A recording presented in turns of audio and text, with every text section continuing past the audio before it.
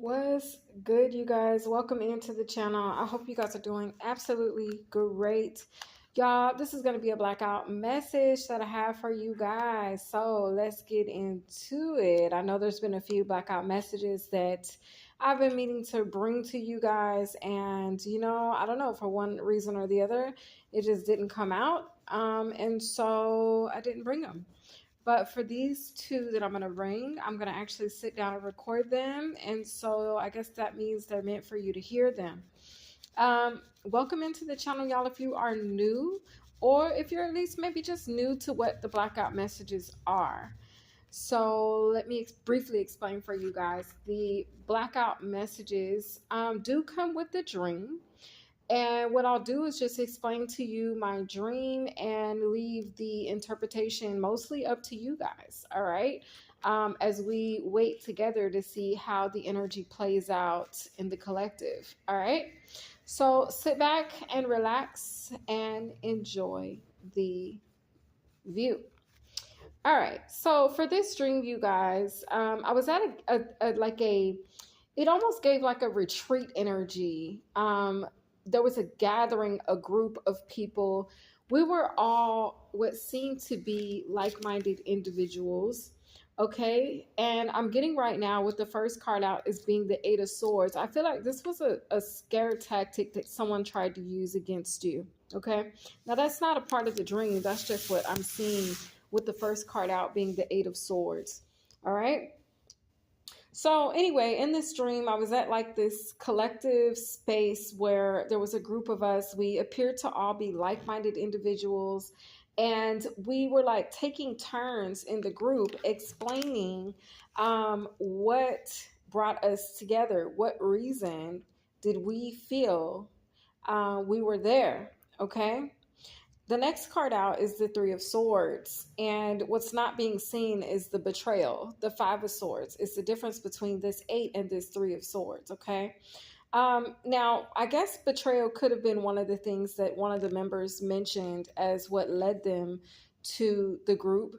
But in this group in particular, I can remember speaking and just saying that there was just some type of bond. I was expressing that our lights were just drawn to each other, that we were just drawn because of this magnetic pull, the King of Wands, okay?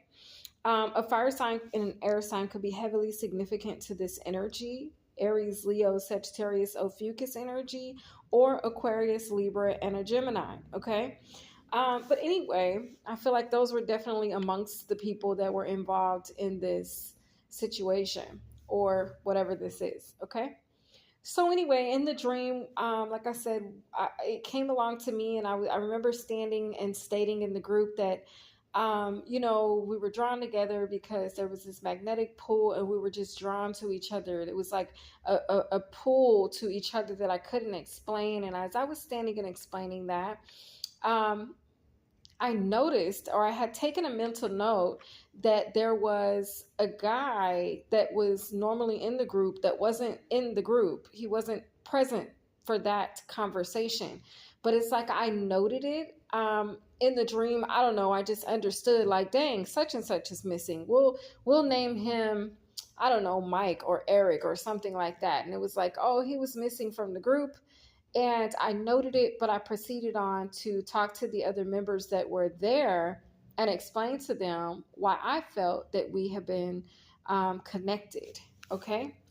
So as I took this mental note of the fact that he wasn't there, I wrapped up my conversation. Okay. The Two of Pentacles is here.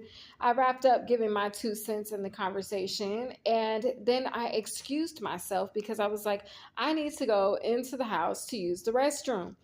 Now, this group where we were meeting, the location seemed to be in someone's front yard. It was definitely outdoors.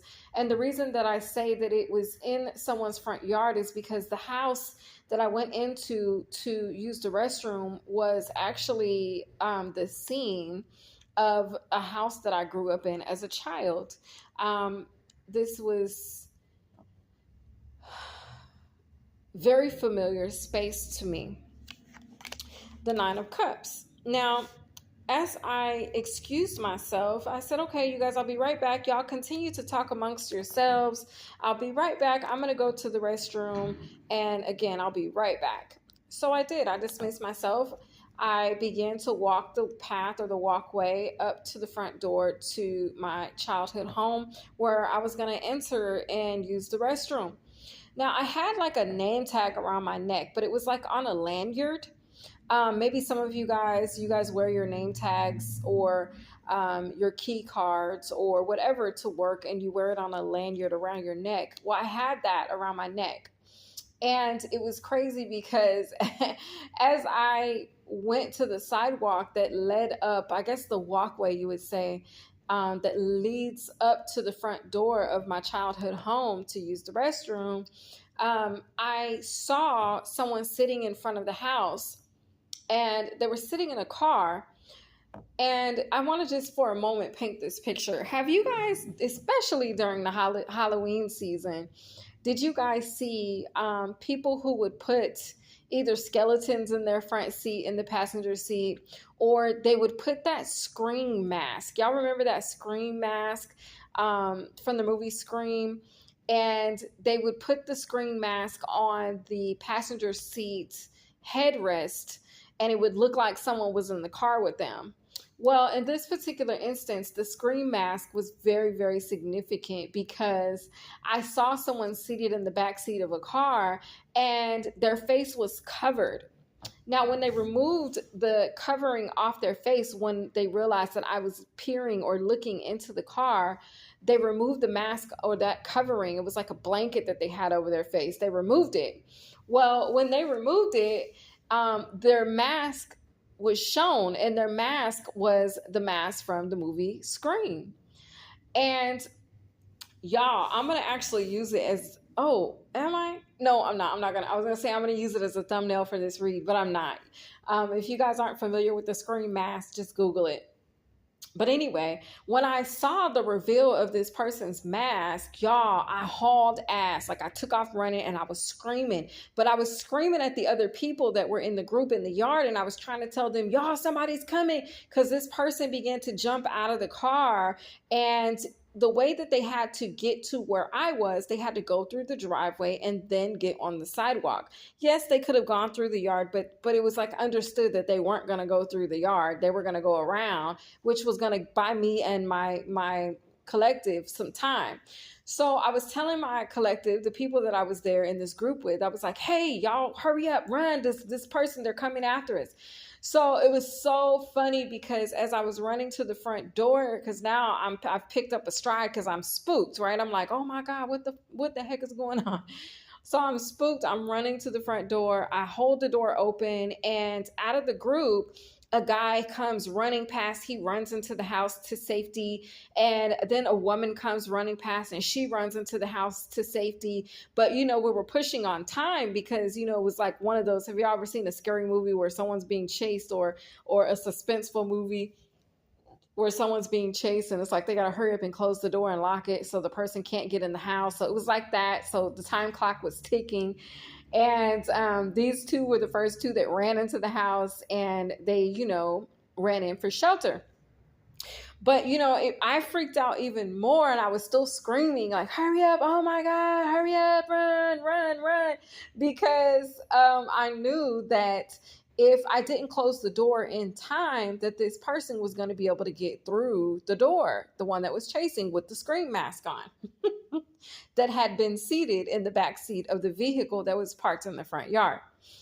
So anyway, it was funny. So it wasn't funny then. In my dream, I was screaming and I was scared. And so finally, after the lady ran in, I was like, okay, that's it. I can't hold the door open any longer. I got to close this door.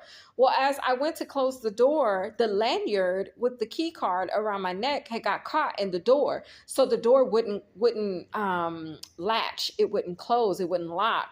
And so by then, the person that was wearing the Scream mask was able to like push their arm through the door and push the door back open. Now, later in the dream, I was like, damn, had my friends not ran past the door and helped me hold the door closed, I might have had a better fighting chance at keeping this scarer, or this, I don't know, this scream masked individual out, right? But I didn't. They didn't. They kept running. When they ran in the house, they just kept running right to the back of the house to seek shelter. So anyway, I was the only one there, and I was trying to push my weight against the door and still pull my key card out and hold this guy off. And I just couldn't do it.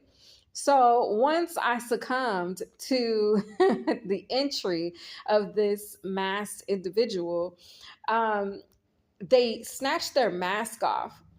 And it was interesting because, okay, the Nine of Pentacles is here. 999 energy could be very significant. It was interesting because, so a water sign and an earth sign could be significant as well. Cancer, Pisces, Scorpio, Capricorn, Taurus, and a Virgo. Okay. But it was interesting because when they ended up forcing their way through the door because I couldn't hold it anymore, they took their mask off. And when this guy, because it was a man behind the mask, when the man behind the mask took his mask off and he looked at me, I realized that the person wearing the mask was the person who was not in attendance in the meeting in our group. And when I realized that it was him and I knew I had nothing to be afraid of, I laughed so hard. Like, I laughed so hard because I realized, like, this person, I was like, you really scared me. Like, you really got me. But it was funny. You know how somebody, like, if your kids ever, tried to pull a prank on you and scare you, and they really do scare you, and then you laugh so hard because you're like, you fucking nut, you got me. You know what I mean? Like, you really got me. And so that's how it was in this dream. At the bottom of the deck is the Queen of Cups. Okay. And so, like, it just was funny. And I laughed so hard. And then they started laughing. 1010 and 1155 are significant. But I laughed and they started laughing because I was laughing so hard, and they were like, I got you. And it just became really funny. So now that was the end of the dream. And I woke up and I was like, what the heck? And yeah, it was pretty funny, but it wasn't at the time until after, and I saw who it was, and I was like, oh, you were playing a prank on me. Okay. So I don't know if somebody's going to try to pull a really, really scary prank, or if someone's just trying to pull some type of fear factor or fear tactic on you. But you're going to end up laughing at the end of it because it's like you're going to realize you have nothing to be afraid of. But that's just my 2 cents on it. But again, I like to leave these readings up to your own interpretation so that you can see how they'll play out in your lives. But that is the message, you guys. This has been your blackout read. That's what I have for you. I hope that it reached who it needed to. And my loves, I'll see you guys in the next one. Have a great day.